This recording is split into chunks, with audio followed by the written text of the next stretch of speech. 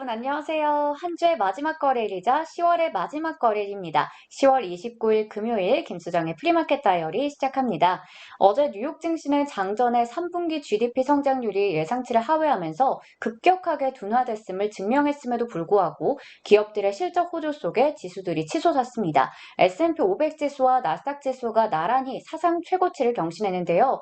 한편 어제 장 마감 후에 실적을 공개한 애플과 아마존에 대한 실망감 속에서 시간을 거래해서 이들의 주가가 많이 내리고 있기 때문에 오늘 정규장에서의 흐름을 좀 지켜보셔야겠습니다.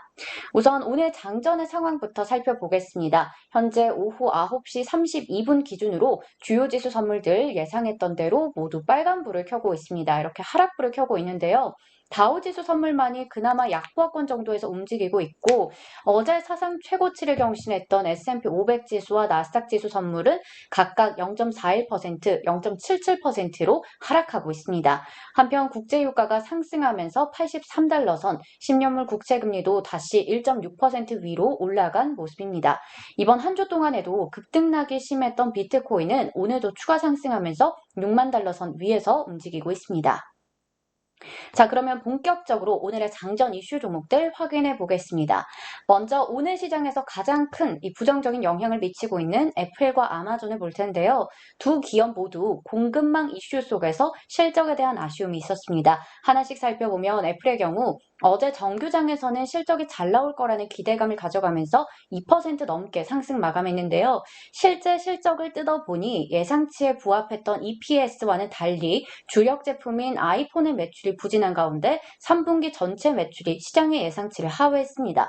매출은 833억 6천만 달러로 나왔고 CNBC에 따르면 애플 매출이 시장의 기대치를 빗나간 것은 2016년 이후에 처음이라고 합니다.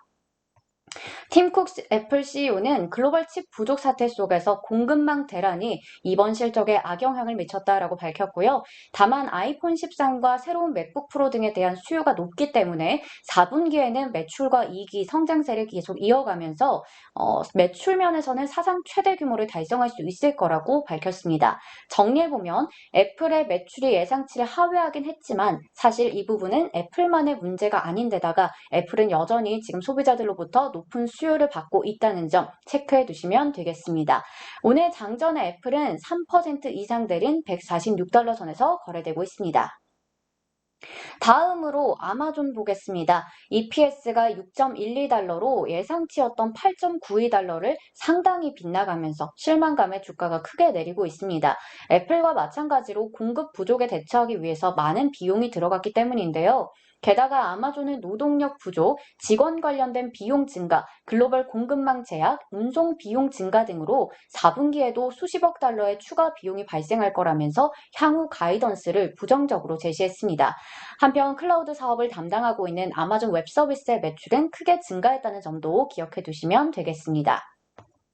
현재 아마존의 주가는 4.31% 내린 3,298달러 선에서 움직이고 있고 파이퍼 샌들러에서는 아마존에 대해서 투자 의견은 비중 확대를 유지했지만 목표 주가를 3,904달러에서 3,875달러로 하향 조정했습니다.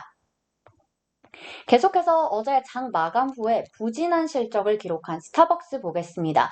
역시나 실적이 아쉬웠던 가운데 주가는 5.83% 지금 급락하면서 106달러 선 가리키고 있습니다.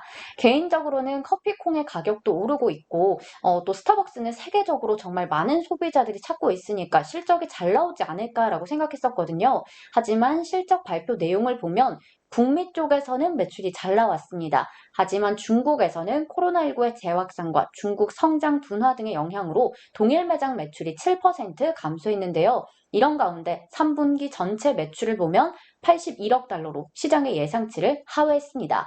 그리고 스타벅스는 구인난에 시달리고 있는 상황인데요. 실적 발표 전날에 직원들의 임금을 시간당 14달러에서 15달러로 인상할 것이며 내년 여름까지는 최고 23달러까지도 올릴 계획이라고 밝혔습니다. 향후에 비용 증가에 대한 우려가 나타나면서 주가는 더 힘을 빼고 있는 모습입니다. 마지막으로 오늘 장전의 에너지 관련주의 대표 기업이죠. 최근까지도 꾸준히 유가가 급등했기 때문에 에너지 관련주들의 실적이 잘 나올 거라는 기대가 있었는데요. 역시나 예상대로 엑소모빌과 쉐브론은 각각 호실적을 발표했습니다. 유가 상승과 수요 강세 속에서 엑소모빌은 4년 만에 최대 이익을 기록했고요. 쉐브론은 8년 만에 최고 분기 이익을 거뒀습니다. 오늘 장전의 엑소모빌은 1.46% 오른 65달러 선, 쉐브론은 1.58% 오른 114달러 선에서 거래되고 있습니다. 그리고 또 이 종목 안 하면 서운해하실 것 같아서 준비해봤습니다. 루시드 그룹이 어제 정규장에서 31% 급등으로 마감했는데요. 이번 토요일부터 자사의 첫 번째 루시드 에어 전기 고급 세단의 인도가 시작된다고 밝혔습니다. 드디어 소비자들이 차량을 받아볼 수 있게 된 건데요. 이런 가운데 오늘도 장전에 루시드 그룹은 7% 넘게 오르고 있습니다. 자, 여기까지 오늘 장전의 이슈 종목들 확인해봤습니다. 오늘은 제가 알려드린 종목들 이외에도 에브비, 콜게이트, 팜올리브, 뉴엘 브랜드 등이 실적을 공개했으니까요. 체크해보시면 될 것 같습니다. 실적 발표 시즌으로 정말 바쁘게 달려왔더니 벌써 10월도 끝났습니다. 모두 이번 한 달에도 프리마켓 다이어리 정말 사랑해주셔서 너무너무 감사드리고요. 주말 동안 푹 쉬시고 11월에 더 좋은 모습으로 만났으면 좋겠습니다. 일단 오늘 장은 10월의 마지막 거래일인데 애플과 아마존의 영향으로 좀 아쉬울 것 같아서 일단 좀 그런 아쉬움도 남긴 하는데요. 여러분 오늘까지 힘내셔서 성공 투자하시고요. 또 더 좋은 모습으로 다시 만나면 좋을 것 같아요. 그럼 다음 주에 다시 만나요. 안녕!